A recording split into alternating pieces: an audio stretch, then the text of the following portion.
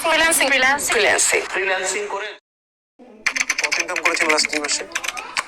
এই ইনকাম মার্কেটে যাওয়ার পরে টোটাল ইনকাম এখন পর্যন্ত কত হয়েছে? ইন টোটাল 40-50 হাজার ডলার হবে। 40-50 হাজার ডলার হলে কিন্তু 30-35 লাখ, এবং আপনি পাবলিক মিডিয়ামে বলতেছেন, এটা সমস্যা আছে কিন্তু।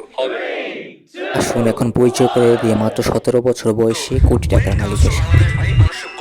এই জন্যই তো বলি তোমরা কত সহজে মানুষকে বলদ বানাতে পারো। একটা কথা মনে রাখো, মিথ্যা কখনো লুকিয়ে থাকে না, এক সময় না এক সময় বের হয়ে আসবেই। আমাদের দেশে একটা নতুন ট্রেন্ড চলছে, কেউ চাকরি পাইলো না ফ্রিল্যান্সিং শুরু, কেউ পড়াশোনা করলো না ফ্রিল্যান্সিং শুরু, কেউ ঘুম থেকে উঠতে চায় না, ও ভাই সে তো ফ্রিল্যান্সিং এক্সপার্ট। বেশিরভাগ মানুষ ফ্রিল্যান্সিং শেখে না, ফ্রিল্যান্সিংকে দেখে লটারির টিকিট মনে করে। আজ ইউটিউবে 2টা ভিডিও দেখলে কালই ডলার কামাবো। হয় মানুষ ভাবে ফাইবারের ক্লায়েন্টরা বাসাবাড়ির কাজের মাসির মতো, ডোরবেল বাজতে বলবে দাদা কাজ দরকার। বাংলাদেশের অর্ধেক ফ্রিল্যান্সার ধ্বংস হয়েছে একটা কারণে, তারা স্কিল শিখে না, বরং স্কিলের নাম শুনে ভয় পায়। গ্রাফিক্স ডিজাইন করবে আর শেখা বলতে জানে পেইন্টে গোল গোল আঁকা। ওয়েব ডেভেলপমেন্ট শিখবে, কিবোর্ড দেখে ভাবে এত বাটন কেন কাজে লাগবে। কিছু মানুষ ভাবে ক্লায়েন্ট রাত 3টায় মেসেজ দিল সেটা নাকি ইন্টারন্যাশনাল ইন্টারেস্ট, আসলে এটা তোমার ইন্টারন্যাশনাল দুঃস্বপ্ন। আর ক্লায়েন্ট বলবে I need 5 locks for free time to test your skill. এই কথা শুনে আমাদের নতুন ফ্রিল্যান্সাররা খুশিতে কেঁদে ফেলে।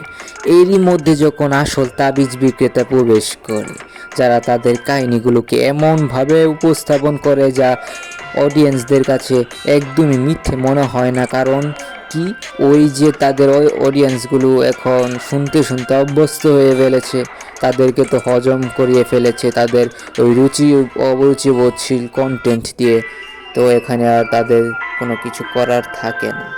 তারা আসলে খারাপ না, কারণ তাদের এটা একটা ব্যবসা। তারা এটা আমাদেরকে বুঝিয়ে বাজিয়ে তারা নিজেরা ভিউ কামিয়ে সাবস্ক্রাইবার গেইন করে তারা কোর্স বিক্রি করে টাকা ইনকাম করবে, তাদের মতো চলবে, এটাই স্বাভাবিক। এটা তারা করতেই পারে, কারণ আমাদের মতো কিছু অডিয়েন্স আছে যারা তাদের এই লোভে যে না বুঝে আগে আমরা কোর্স কিনে ফেলি, পরে আবার ঠকে গিয়ে নিজেরাই কমেন্ট করি ভাই আমাদেরকে বোকা বানানো কি খুবই দরকার ছিল, কিন্তু আমরা না বুঝেই জেনে শুনে আগেই কোর্সকে কিনে ফেলি। আসলে তা ঠিক না, কারণ একটা সমাজ ধ্বংস হয় যখন সমাজের মানুষগুলো কি বিবেচনা করে তার উপর ভিত্তি করে।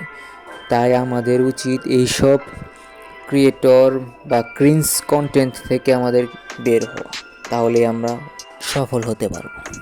দেখেন ভাই, ফ্রিল্যান্সাররা খারাপ না, খারাপ হলো যারা 1% স্কিল দিয়ে 100% ইনকাম করার আশা করে। স্কিল নেই, প্রোফাইল নেই, রিভিউ নেই, তারপরও বলে ভাই ফ্রিল্যান্সিং নাকি স্ক্যাম, আমি ধ্বংস হয়ে গেলাম। ভাই ফ্রিল্যান্সিং তোমাকে ধ্বংস করে নাই, তোমার অলসতা তোমার পরিবার সহ ধ্বংস করে দিচ্ছে। একদল আছে যারা 3 মাসে 3টা কোর্স বদলায়, গ্রাফিক্স থেকে ডেভেলপমেন্ট থেকে আবার ডিজিটাল মার্কেটিং থেকে আবার আম্মু বলছে এগুলো ফালতু জিনিস বাদ দিয়ে পড়াশোনা কর। ফ্রিল্যান্সিং খারাপ না ভাই, মানুষের অসম্ভব রোস্টযোগ্য, আচরণটাই খারাপ। স্কিল শিখলে টাকা, না শিখলে ধ্বংস, এটাই নিয়ম।